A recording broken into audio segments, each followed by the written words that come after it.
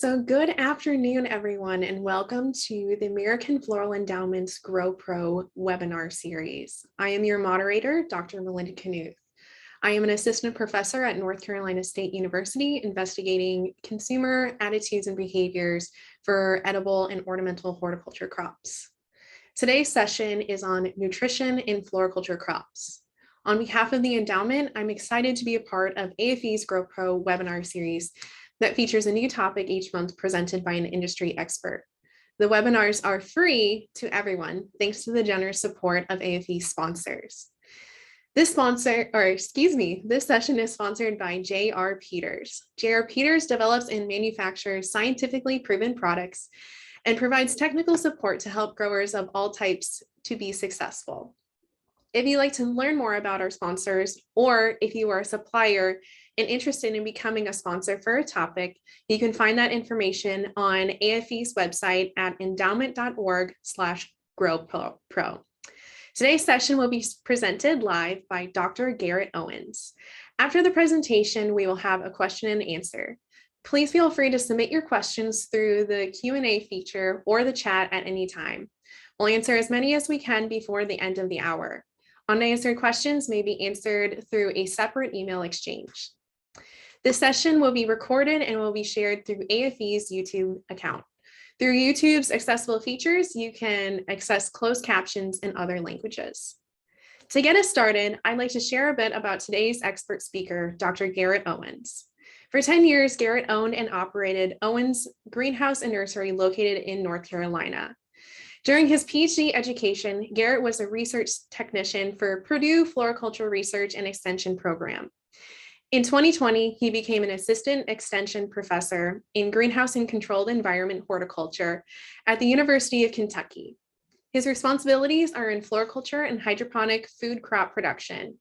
His major program initiatives include floriculture and hydroponic food crop production, plant nutrition and growth regulation, nutritional monitoring, and crop diagnostics. Garrett, welcome and thank you for presenting today on the nutrition of floriculture crops. Thank you, Melinda, and it's great to be here. So today I'm going to be talking about nutritional monitoring of greenhouse crops, and this effort has been for about 4 years, and it's a collaboration with Dr. Brian Whipker at NC State. So what I'm going to talk about today is FERT, dirt, and squirt, or what we call the 3 pillars of nutritional monitoring. Because as greenhouse growers, you want to maximize the growth potential of your floriculture crops. So that means understanding what fertilizers you need to be providing. Are you providing the correct fertility that is meeting the plant needs? Are you maintaining the optimal substrate pH? And do you understand what's in your water so that you can avoid or even prevent some of these nutritional disorders from occurring or manifesting within your crop, thereby maximizing your crop profits? So with that being said, we're going to talk about FERT, dirt, and squirt, starting with substrate pH. So for most greenhouse crops, that wider pH range that is acceptable is about 5.5 to 6.5. And that's that light green bar that you see here on the slide. But that recommended range is 5.8 to 6.2. So this is when most all nutrients are available to the greenhouse crops that are being grown in soulless media. However, when we have problems that interact with that substrate, we can have tie-up of these nutrients, such as high pH drift. And as you can see here, above that optimal range, we start to see some problems that will manifest into the crop. That can be stunted plant growth, that could be nutritional disorders such as high pH induced iron deficiency. And if you're not familiar with that, I've provided some images here courtesy of Dr. Brian Whipker, where high pH induced iron deficiency initially starts as a light interveinal chlorosis, so light yellow between the veins of the upper plant growth or that new plant growth. And without correction, it will manifest and it will start to intensify within the crop. Moving from initial to moderate, you start to see more enhanced yellowing between the veins, that interveinal chlorosis, to more advanced stage where you start to see bleaching or yellowing of the crop. And then in some severe instances, you'll see marginal leaf necrosis or death of the leaf margins, and then sometimes flower bud or flower abortion. Again, and that's in those severe instances, but hopefully as greenhouse growers, you don't get to that point where you have more advanced or moderate interveinal chlorosis. So by nutritional monitoring, we're hoping to hit that initial phase or even eliminate that initial phase. And we're going to talk about some of those procedures later on today. However, on the other end of the pH scale, if we have low pH drift below those optimal pH values, you start to see that some of these micronutrients are more available to the plant. So if they're more available, that plant can take it up in excessive amounts. Therefore, they accumulate into the plant and then can be expressed as toxicity symptoms such as iron and manganese. Now, there are multiple crops that we grow in greenhouses that can show different types of low pH symptoms. I provided a list here of some of those crops that we have encountered over the past couple years, but I'm sure there's more that do manifest low pH disorders that we have not provided here. But as you can see here on these dragon wing begonia at a pH of 5.1, we start to see that black speckling or bronzing along the leaf, and then marginal necrosis. So the leaf margins are starting to die. So that's just one type of symptomology, and this is probably the poster child of low pH, and that's that bronzing on the lower leaves. So again, speckling along the leaf margins, working its way into the center of the leaf. We start to see some chlorosis coming in, necrosis or that death of that leaf margin, and then we start to see the lower leaves die. So this is just one type of symptomology that we see. The other one is black spotting. So here in New Guinea in patients, we have black spotting along the leaf margins, but say for impansies, for example, you may see orange or red spotting along those lower leaves, working its way into the center of that plant. And then the other type of symptomology is stunted plant growth. So in this instance, we grow African marigolds at different pH values, and that as pH dropped from 6.3 to 3.9, we had a overall suppression of plant growth. And then as you can see with foliage and root dry mass, it was a significant reduction as well. However, I will say that low pH is species dependent, because when we grew fuchsia at a pH of 5.4 all the way up to 6.8, we saw a reduction in plant dry mass. So, you know, when you start to see some fluctuations in pH, it will be species dependent in terms of maintaining that optimal pH. So you may be wondering, what causes substrate pH drift in soulless media or in substrates? Well, there are multiple factors that influence pH drift, from the substrate components to the amount of limestone that's been amended into that substrate, to the water, alkalinity, fertilizer type, and species. And I'm going to go over a few of these today. So first and foremost, with substrates and their components, that either if you buy a commercial blended mix or mix in-house, the majority of the main constituents that we utilize to formulate soulless media or substrates are quite acidic. Therefore, they require additives such as limestone to adjust that pH up, or sometimes calcium sulfate to bring that pH down, because over time, we need to make sure that the pH stays within that optimal range, say 5.8 to 6.2. So not only does the limestone influence, but the type of limestone and the amount of limestone that we utilize influences pH. So we have a calcitic limestone at a 200 mesh. So we can think of that as a powdered sugar. It's very fine, so it's going to react very quickly. And because it's fine, it's not going to have such a residual effect over the crop cycle. So that limestone is going to basically peter out over time. Whereas we have dolomitic limestone, for example, at 100 mesh.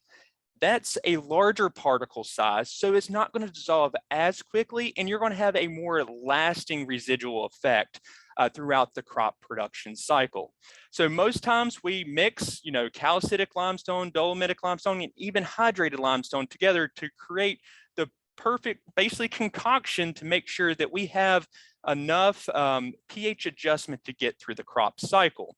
And just an example of some of the work that we've been doing here at the University of Kentucky, we have Semper Vivum pictured here. These photos were taken 10 weeks after transplant, growing in at different amounts of limestone and then 2 different types of limestone, just to work on determining what is the optimal pH of the liming material for Semper Vivum. So this is what we're working on. I just wanted to show this as an example as how limestone application rate can influence pH over a crop cycle. In addition to the limestone, we have alkalinity. So if you're not familiar with alkalinity, we basically can think of it as liquid limestone in the irrigation water. If you don't remember anything else from today, and if you're in an area that has high alkalinity in your irrigation water, I want you to remember that alkalinity is the #1 driving force of increasing substrate pH over time. It's not the water pH. And that can be seen here with these 2 exponential rising arrows. So it's a bright blue and a green, that you have high alkalinity, and then you have a high pH water, low pH water. But again, it doesn't matter about the pH of the water. It's that high alkalinity that's going to cause substrate pH rise over time.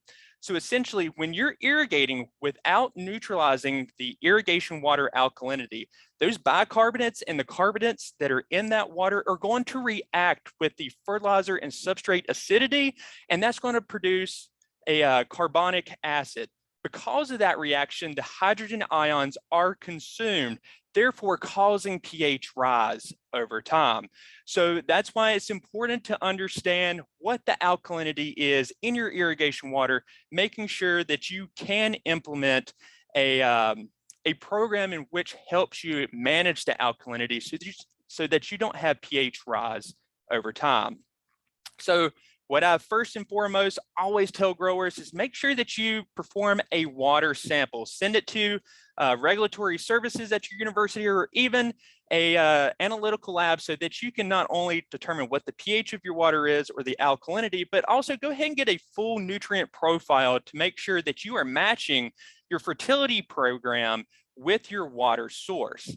On the other side, there is in-house tests such as this HANA Instruments alkalinity checker, very inexpensive. But what I would say is that, if you do invest in one of these, make sure that you have a couple tests to be able to get an average before making any drastic changes to your, say, acid neutralization program.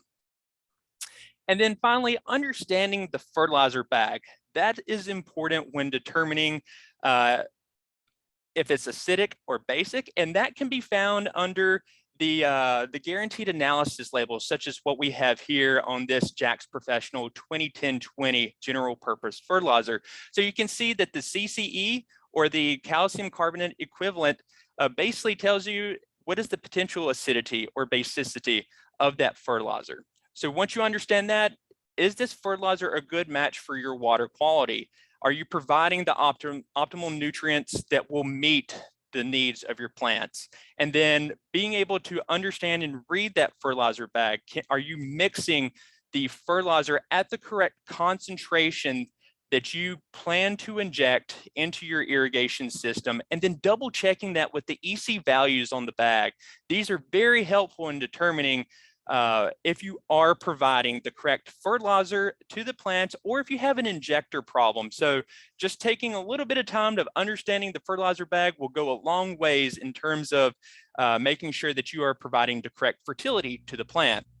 So not only is understanding the fertility bag important, but also understanding the plant fertility needs. So for example, some of the work that we have been working on at the University of Kentucky is looking at fertility needs of succulents.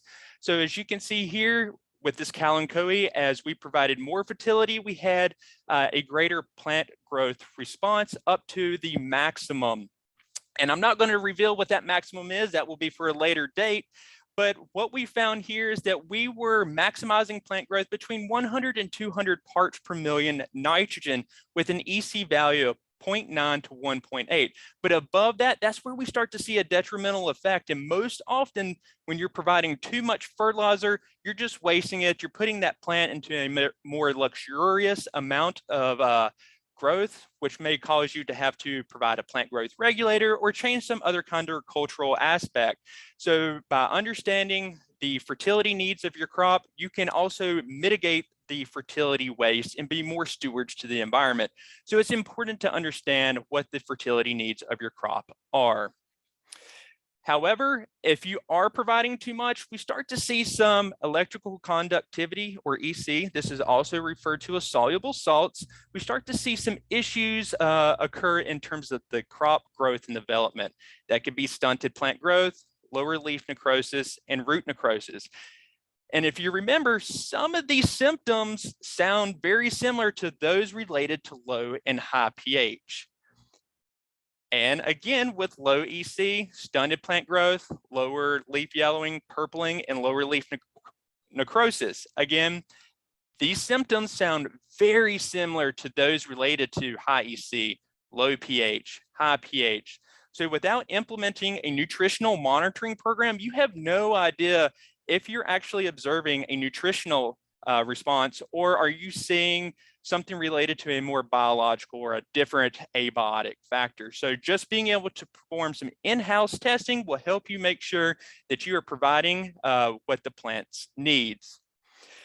On another aspect is that you may have some biological processes occurring within that root zone, especially if you're using a wood fiber based substrate. So do you have some nitrogen immobilization going on and that you need to adjust your fertility? And that you'll just have to look at that and work with your state specialist or your representative from your substrate company to determine what are your fertility needs and if they are being met. So when we take all this together, if you establish a nutritional monitoring program, this will help prevent most nutritional disorders occurring and making sure that you are keeping your crops healthy and providing them what they need. So how do we start with a nutritional monitoring program? Well, first I'm going to say it's always great to have a substrate analysis performed. You may not have to do it on all crops, but I would say the crops that are either a high economic significance to your operation or they're the most common to have some kind of problem going on, it would be great to have a substrate nutrient profile. So of course, pH, EC, and other nutrients kind of help you make some deciding factors. The other aspect is determining leaf tissue. So sampling those recently matured leaves. I will note on that if you do sample that smaller leaf species, you may require more leaves than, say, a New Guinean patient, for example, that has larger leaves. So you may have to sample more leaves from those plants. In some instances, it is nice to have a comparative sample so that you have a crop with normal growth and some crop that has abnormal growth so that we can compare the leaf tissue nutrient values too. And that can be seen here with these New Guinean patients where we sampled the upper leaves and the lower leaves because at this point in time, we were unsure what this lower leaf black spotting was. But based off of nutritional monitoring, sampling the pH and EC of that substrate and leaf tissue nutrient values, we were able to confirm that this is low pH induced iron and manganese toxicity. But for in-house, the most easiest method is to conduct a pour through, either a saturated media extraction or 1 to 2 dilution test. And this will basically give you an idea of what is going on in that root zone in terms of pH management and electrical conductivity management. And that's what I'm going to talk about for the rest of today's presentation. So why a pour through? Well, in the most instances, it's quick, it's easy, and it's accurate. It can take you anywhere between 30 minutes to an hour just to perform. And it basically tells you that are you meeting the nutritional needs of that crop and maintaining the optimal root zone environment.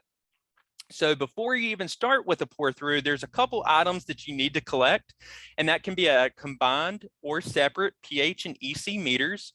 You're going to need some saucers, some Dixie cups, calibration solutions that correspond or come from the manufacturer of your pH and EC meter, some distilled water, and if you want to, a plastic box like we pictured here, but I've been in operations where they've used bulb crates as their pour-through kit, and even sometimes they actually have these large carts that says plant health or crop health management stations, which if it's one of you, I greatly appreciate seeing that out in the greenhouse. So anyways, it's just a small investment, maybe $250, $300 maximum if you go with some of the higher end pH EC meters. But again, it's a small investment to help make sure that you don't have a loss later on in the crop production.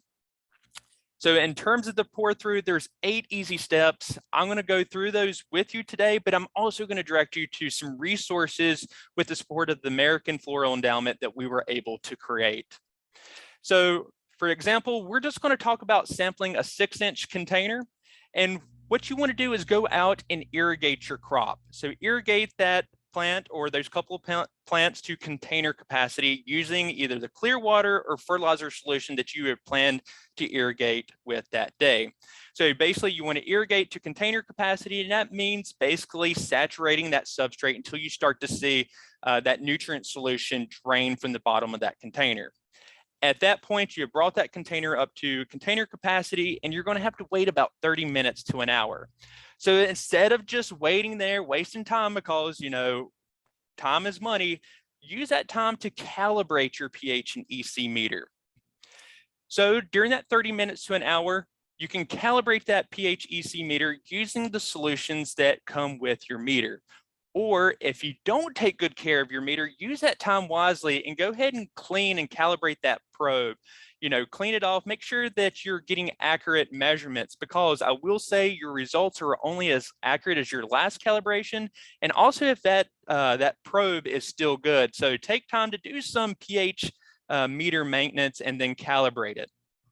If you have a pH meter like this one pictured on the screen, calibration is quite easy. Stick the probe into the calibration solution, swirl it around, and then use the dials at the bottom of the meter to increase the pH and EC to that calibrated solution that's indicated on the bottle or sachet. There are, in some instances, pH EC meters, such as this new Grow Line series from Hanna Instruments that has the auto calibration. So in that instance, you just set it in the calibration solution, hit a couple buttons in sequence, and then it'll be fully calibrated for you to start testing. So when you have tested and calibrated your pH and EC meter, it's time just to pop a couple saucers underneath about 3 to 5 plants that are from the same crop of the same species, and sometimes cultivar would even be better, that you found throughout the crop. So just a random sample that you can take an overall composite average of that pH and EC. So at this point, you place the saucers underneath. You want to apply about 2.5 to almost 3.5 fluid ounces of distilled water across the substrate. So just circle that plant to make sure that you have thoroughly applied that distilled water to the substrate surface. At this point, when we're applying this distilled water, it's going to displace any of that nutrient solution or clear water that you irrigated previously with from those pore spaces and push it out at the bottom of the container. And that's why we have the saucers underneath, because that solution that comes out of the bottom of the container, it's called the leachate. And that is what we are wanting to test the pH and EC of the crop. So when you apply about 2.5 to almost 3.5 fluid ounces, we're hoping to get about 1 to 2 fluid ounces of that clear water out. However, I will say this will depend on the size of the container as well. If you're interested in those volumes of leachate solution or the volume of distilled water to apply, we have more information on our website, which I'm going to go over here shortly. So once you collect that leachate, keep it all separate and keep it with the plant, because you're going to want to determine the pH and EC of those leachate samples, and then you're going to record those. What I will say is that when you're testing from sample to sample, it's always handy to have a cup of distilled water so that you can rinse the probe off in between samples so that you get a more accurate representation of what the pH and EC is of each sample. So once you have determined the pH and EC, write those values down, and then it's time to interpret. But where do you go to interpret that data? Well, luckily, we have created, with the support of the American Floral Endowment, a searchable database, and that's on fertdirtandsquirt.com. It's accessible on laptop, tablet, or even your smartphone to be able to search, to be able to determine what the pH and EC optimal ranges are for the crop, the fertility, and also looking at some of the values and performing some of these in-house procedures just at the tips of your fingers. So to be able to get to this searchable database, you can go one way, fertdirtandsquirt.com, and at the very top, hit crop search. The other way to get to the searchable database is go to e-grow.org. And this is Electronic Growers Resources Online. On that web page, you're going to want to go up to the top to the mobile tool, and then under the mobile advisory tools, we have 8 different applications to help you determine your alkalinity, fertilizer, or whatever it may be, but you're going to want to select that nutritional monitoring advisor. So regardless, if you go to fertdirtandsquirt or egrow.org, it's going to take you to this landing page. This landing page is the searchable database to over 500 crops. However, because most crops go by different common names, the kicker is you're going to have to search by the scientific name. So for example, we tested geranium earlier, zonal geranium. I need to know that geranium is Pelargonium hortorum. But when you start typing in Pelargonium, it's going to auto-populate the different species that we have listed. So you'll have to determine, for example, Pelargonium domesticum, hortorum, or pallidum. Which one of these geraniums are you wanting to get more information about? But again, zonal geranium is Pelargonium hortorum. We select it, hit go, and then we come up with the crop-specific nutritional ranges. So you can see at the top, we have common name geranium. We have the pH category with the optimal pH of 5.8 to 6.5. The fertility category, 150 to 200 parts per million. And then we have the EC values based off the different measurements or the different procedures that one could perform in-house. What I will denote is that it says pour through EC bottom. That is if you are flood irrigating from the bottom. So again, that EC would be 1.3, the 2 millisiemens per centimeter, or if you have pour through EC top, that's if you're irrigating from the top. And then we have denoted if there's any notes such as susceptible to low or high pH. In addition to just this information to, again, have at your fingertips and to be accessible, we provided collapsible testing procedures. So all you have to do if you're out in the greenhouse and you can't remember this one step, just select pour through, it'll auto-populate down, and it gives you a step-by-step instructions, the advantages and disadvantages of this type of procedure. Then once you have all this information, you determine the pH and EC of your crops, it's time to decide if you have to make any corrective procedures. But what could those be? Well, we've provided those in this app as well. So you just got to keep scrolling on down, and we provided the corrective procedures for low pH, high pH, low EC, and high EC. So we have all that information available to you so that you can access it out in the greenhouse. So in addition to this app, what we've also created, again, is that website. It's been modified. It doesn't look like this landing page anymore, but it's been modified. And what we have is guides, instructional videos. So if you have someone at your greenhouse operation and you want them to start taking on nutritional monitoring, what we've done is hopefully provided the foundational information for someone to be successful in starting a nutritional monitoring program. We have a nutritional monitoring book available. And basically what this book is a series of crop-specific fact sheets that we have all put together that provide you at least 27 different crops. But speaking of your crop-specific fact sheets, I'm sorry, I'm getting ahead of myself. We also have instructional videos of for sampling plugs to cell packs all the way to hanging baskets. So check those out. Those give you the step-by-steps on how to conduct a pour through on those types of containers. But again, there's crop-specific fact sheets. To date, we have 59 ranging from agaranthemum to zinnia, but it's from annual bedding plants to perennials to florists to potted crops and even hemp and cannabis stock plants. So if you're interested in those, check them out. But what they actually look like is that we provide you the common name and the scientific name, a little synopsis of what some of these nutrient disorders may look like. We provide the target nutrient information, but as you flip through these fact sheets, we go more into detail of what these high, low pH and EC disorders may look like. We provided images, we provided fertility information, and then at the very end, you'll find most often crop-specific leaf tissue nutrient values. Because when you get some of these leaf tissue values back from analytical labs or your regulatory services, they may not have values that are specific to that crop that you have submitted. So this at least provides you a baseline to have some comparative data. So if you haven't checked out those crop-specific fact sheets, please do. We will be updating the website with more information in the weeks to come. So with that, I'd like to thank J.R. Peters Laboratory for supporting today's webinar, and all the organizations and private horticulture companies have supported the University of Kentucky Controlled Environment Horticulture Research and Extension Program. And one last thing, I am going to mention that the next GrowPro webinar series on calculating the cost of LED lighting is going to be held on Tuesday, March 22nd at 1 p.m.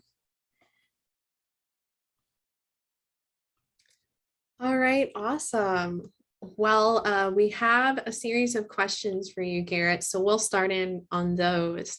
Do you have experience with what may be the optimal pH range for roses?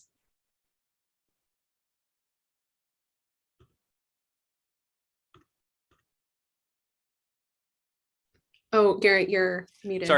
Sorry, I'm having some technical difficulty real quick. There we go. The optimal pH range, I think it would depend on the type of roses that you are growing, if it's from a bare root or if it's like a potted crop. I will say on the crop-specific fact sheets, I have authored a potted rose nutritional monitoring fact sheet. So that information is up there. I would have to go back and check it, but I would suggest maybe 150 to 200 parts per million nitrogen, but that would be off the hip right now. The next question is, what method did you use to determine EC?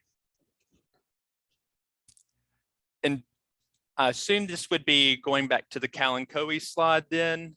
I think so. So for the Kalanchoe fertility, that is based off the pour through method. Okay. Where can information be found about recommended fertilizer types and concentrations for various plants? So that information, I would suggest you reaching out to your state specialist or extension agent, county agent, or extension associate on that information, or working with your fertilizer, preferable fertilizer company in terms of selecting the best fertilizer and concentration used for your greenhouse operation and matching it to your water quality as well. And I'm sure J.R. Peters will help with that as well. Okay, if using a smaller pot for the pour through method, would you adjust the amount of distilled water used? Yes, you would definitely adjust that distilled water. So for example, I showed a 6.5 inch pot. That's about 2.5 fluid ounces. So for a 4.5, I would have to go back and look at how much we would apply, but it would be a significant less amount, probably half a fluid ounce or so. That's, again, just shooting off the hip there. In selecting a water soluble fertilizer for our ebb and flow system, I find that sulfur is generally not an ingredient. Why would that be? So sulfur is typically not an ingredient because it could, it has basically compatibility issues and will most often result in insolubility with some of the fertilizers that have been utilized to formulate that fertilizer. So if you're interested in this, I had recently wrote an eGrow alert that is on the eGrow website about fertilizer compatibility and solubility. So this will explain some of that information of why it's not soluble and compatible with some of the fertilizers that are utilized to formulate those mixes. So essentially it's going to settle out for the most part. And what is the best method to measure EC and pH for plug trays? So to measure the pH and EC of plug trays, it's called the plug press. So basically you irrigate that plug tray just like you typically would, and then you'll go through and you can move the plug, that little seedling, to the side and press down in that plug, and you will collect a leachate from those plugs that you press. So of course, you're going to have to put that pan underneath there, and you're going to have to sample, say, 10 to 12 plugs, depending on the size of the cell. And then you can check that leachate. And there is a video on the website about how to sample plug trays.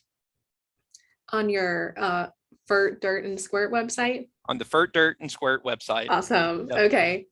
All right. We have some more questions in the chat. So how would EC of substrate be lowered if it's higher than recommend or required? So there's multiple things that you can do with lowering the EC in your substrate. First and foremost, you could do a couple clear water drenches to leach out some of those fertilizer salts. And then you may even want to cut back on either the irrigation frequency or duration that you have of your crops. And then maybe even consider reducing the concentration of nitrogen. So go from, for example, 200 parts per million nitrogen down to 100 parts per million nitrogen. And then how do you know if your pH probe is not working correctly? So if your pH probe is not working correctly, what you can do, you can check it multiple ways. One way is to put it in distilled water. If your EC level is high, basically it's not calibrated. So let me think about this, the best way to say it. So put it into distilled water so that you have a reference value of 0 EC. Then you can check your probe with the nutrient solutions or the calibration solutions. And if you can't hit those values that are on the bottle, for example, the calibration solution that I use is 1.413 millisiemens. If I can't hit that, either I know that I need to change out my calibration solution because it may have actually expired, or I will get another pH and EC meter and check it against that probe. Maybe there's a disconnect with the probe. Check it, clean it, and sometimes these pH EC meters come with cleaning solutions. So you may have to actually soak your meter for about 30 minutes to an hour just to clean that probe to be able to check it again. Does your database on the website include data for cacti? I will actually have to go back and check that out. I know the values that I showed on the crop specific fact sheet for Sempervivum is listed, but I would have to go back and check if there's other specific cacti, such as, I don't know, Gasteria, for example, if that's on there, or I think Crashula may be on there, but I would have to go back and double check. What is the impact of not using distilled water? You know, that is a good question. You will have some skew in your data. I would say if that is the case, just go ahead and mark the EC value down of that clear water. Use that as your baseline, maybe subtract that EC value that you get from your substrate from that of your clear water and go off that. But I will say that I honestly would not make drastic changes based off of not using RO or distilled water. I feel more comfortable using distilled water and encourage anybody to go out and use distilled water when doing a pour through, if possible. What issues may arise in plants without proper airflow within the substrate? Um, there's a comment here. I saw you used an 80-20 peat per light ratio within your substrates. So for example, what I have seen in the past, that if you don't have proper aeration within the substrate, that water or that substrate will stay waterlogged. And under cool, cloudy conditions, the temperature of that substrate's lower, the roots of those plants are not going to take up the nutrients that you see, and that waterlogged substrate is going to inhibit the uptake of certain nutrients. And then you sometimes will see that plant show interveinal chlorosis, and you may have what I would say a false positive of iron deficiency, but in fact, it is actually cold substrate or waterlogged substrate that is inducing, say, iron deficiency within the crop. So it's important to make sure that you maintain optimal moisture within that substrate, so not oversaturating your crops at irrigation. And so basically it boils down to managing water management of your substrate. The substrate particle size affect nutrient uptake by plants, and what particle size of substrate is optimal to maximize nutrient uptake? That is a very good question. So to be honest, I'm not too sure how to answer this question. If Dr. Whipker was here, I would deflect that to him for him to answer. But I will say that if you had smaller particles, again, you would have reduced airspace, higher water holding capacity. So I would say that you would have more nutrients held within the substrate, and that you may have more EC problems or more nutritional problems. That's just kind of shooting off the hip there. There's a comment here from Robert that high steady nitrogen for roses suppresses disease in older foliage. So I don't think that was a question. I think that was just a comment. And then can you post a link for the solubility and compatibility sulfur article? Sure, I will drop that in the chat right now. And basically this is a nutritional monitoring egro alert doing the jar, what we call the jar test. And I've just provided that egro alert link as well. Okay, some additional questions. Can anyone access the Fert Dirt and Squirt materials and advisory tool? Yes, all this information is absolutely free for anybody, from growers to educators to, say, analytical labs. So please access it, utilize it. That's why it's there. That's why we created it in support from American Floral Endowment. And if you have any feedback, we're welcome that as well. Okay, and then can suggestions for crop-specific fact sheets be submitted? And if so, to whom? Yes, so those can be either submitted to me directly, or you can provide those in the feedback survey that will come out directly after this webinar. And then that information will be shared with me. So I welcome either way. Feedback survey is great, or you can directly email me. Okay. And then I have one last question left. If anyone has any remaining questions, please submit them now. But I have one last question for Garrett. So when will new resources be available? So we are planning to launch new resources probably about April, May. This will consist of more nutritional monitoring fact sheets, some more guides, and some more videos. So it's just taking a little bit of time, but we're hoping to get those resources up and on the website here shortly. But again, suggestions are welcome. If you go and take a look at the website, you want to shoot me an email, I'll make note of those or provide that feedback in the survey at the end of this webinar. Okay, and then can you comment on nutrient levels and disease pressure? In general, what I come to understand is that plants under a luxurious amount of fertilizer and thus growth will sometimes have higher disease incidence, but I'm not a trained plant pathologist. I will throw that out there. So I would recommend working with your state or county extension specialist to work with your plant pathologist on that. But in general, that's my understanding. Okay, and when will this webinar be available later? This will be, I will answer this question for Garrett. This will be available on the Grow Pro page in AFE's YouTube, I believe later today. And that is all the questions I have for you, Garrett. So thank you. And for all of our viewers, thank you for joining us today for another session of AFE's Grow Pro webinar series. Join us next month for Dr. Mark Van Eersel's presentation on calculating the cost of LED lighting, which is on March 22nd at 1 p.m. Eastern.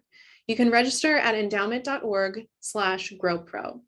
While you're there, check out our past webinar recordings and other grower-related resources and research reports available to you for free, thanks to industry support. We ask that you please complete the brief survey about today's session, where you can suggest additional topics and help us continue to improve these webinars. Thank you again for joining us, and have a great day.